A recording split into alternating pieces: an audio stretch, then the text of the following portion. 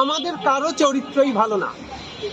মোটামুটি স্বাধীনতার পর থেকে এ পর্যন্ত যতগুলো দল আসছে গেছে, কেউ স্বৈরাচারী ছিল, দুইজন স্বৈরাচারী, একজন লুটেরা, একজন এরকম, মানে এক একজন এক একটা খেতাব নিয়েই তো নামছে। হয়তো আওয়ামী লীগ খারাপ করছে যারা, যেমন শেখ হাসিনা খারাপ করতে পারে, তার অনুসারী কিছু লোক খারাপ করতে পারে, তাই বলে দলের সবাই খারাপ করছে এমন তো হতে পারে না।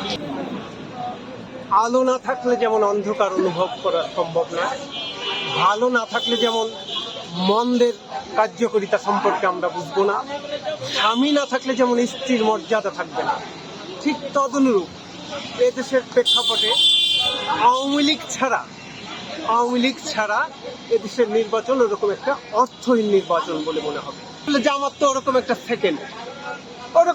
সেকেন্ড দল, মানে পাস করবে না তারপরে সেকেন্ড।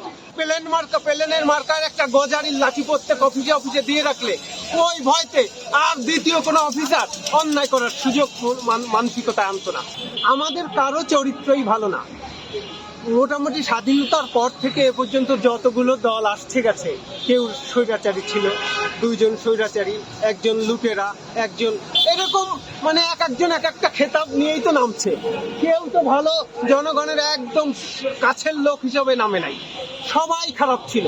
এখন মন্দের ভালো, হয়তো আওয়ামী লীগ খারাপ করছে যারা, যেমন শেখ হাসিনা খারাপ করতে পারে, তার অনুসারী কিছু লোক খারাপ করতে পারে, তাই বলে দলের সবাই খারাপ করছে এমন তো হতে পারে না। যারা খারাপ করছে তাদের বিচারের আওতায় এনে তাদের বিচার ফাঁসি হবে না বা ছাড়া হবে, সেটা তাদের সেই বিচারের আইনের ব্যাপার। কিন্তু জনগণ কি সবাই খারাপ করছে? দল কি খারাপ করছে? লক্ষ লক্ষ কোটি কোটি লোক এই দল করে, দলের আদর্শে সেই স্বাধীনতার পর থেকে এই দলের উপর ঝুলে আছে, এর আদর্শ নিয়ে বেঁচে আছে অনেকে। তাহলে এই দলের সবাই তো আর খারাপ করে না, তাহলে দল কেন নিষিদ্ধ হবে? এই দলের মানে স্বচ্ছতায় নির্বাচন হবে, আমরা অন্য প্রার্থীকে ভোট দেব। আমরা যারা জুলুম করছে, অত্যাচার করছে, অন্যায় করছে, তাদের ভোট দেবো না, তারা তো দাঁড়াতে পারবে না। আলো না থাকলে যেমন অন্ধকার অনুভব করা সম্ভব না, ভালো না থাকলে যেমন মন্দের কার্যকারিতা সম্পর্কে আমরা বুঝবো না, স্বামী না থাকলে যেমন স্ত্রীর মর্যাদা থাকবে না, ঠিক তদনুরূপ এদেশের প্রেক্ষাপটে আওয়ামী লীগ ছাড়া এদেশের নির্বাচন ওরকম একটা অর্থহীন নির্বাচন বলে মনে হবে।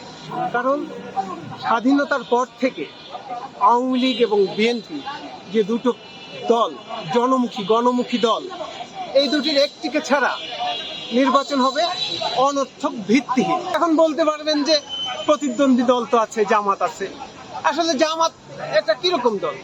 এই যে আমি ছোটবেলায় স্কুলে, আমাদের গ্রামের একটা স্কুলে দুটো ছাত্র এক স্কুলের ক্লাসে, ওই একজন ফেল গেছে আর একজন পাস করছে। ফেল যার অভিভাবক, যিনি ফেল যে ছাত্র গেছে, ওই ছাত্রের বাবা স্কুলের হেডমাস্টার কাছে যে প্রশ্ন করছেন যে আপনি কেমন শিক্ষকতা করেন, কেমন স্কুল আপনার, আমার ছেলে ফেল গেল।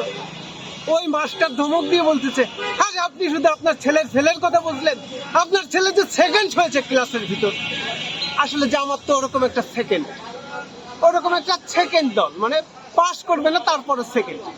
সংস্কার নিয়ে যে তিনি ব্যস্ত ছিলেন, এত কিছু সংস্কারের প্রয়োজন ছিল না, শুধু দুটো সংস্কার করলেই হতো। একটা হচ্ছে শিক্ষা ব্যবস্থার সংস্কার, কারণ আমাদের এদেশের শিক্ষা ব্যবস্থায় আসলে মূল শিক্ষা নাই, সার্টিফিকেট মার্কা শিক্ষা, অর্থাৎ আমাদের ভোগ বিলাসের একটা অদম্য বাসনাকে উস্কে দেয় সেই মার্কা শিক্ষা। তার মানে শিক্ষা ব্যবস্থার একটা সংস্কার প্রয়োজন, সেটা দীর্ঘমেয়াদী। আর একটা হচ্ছে এই যে মানে আওয়ামী লীগের দুঃশাসনের আমলে জুলুম, শোষণ, নিপীড়ন, নির্যাতন যা কিছুই বলি আসলেই তো হয়েছে। এখন সেটা ওই যে আওয়ামী লীগের শেখ হাসিনার যে পালানোর যে সময়টা, ওই প্লেনের মার্কার একটা গজারির লাঠি প্রত্যেক অফিসে দিয়ে রাখলে ওই ভয়তে আর দ্বিতীয় কোনো অফিসার অন্যায় করার সুযোগ মানসিকতা আনতো না, দ্বিতীয় কোনো অন্যায় সে করতো না।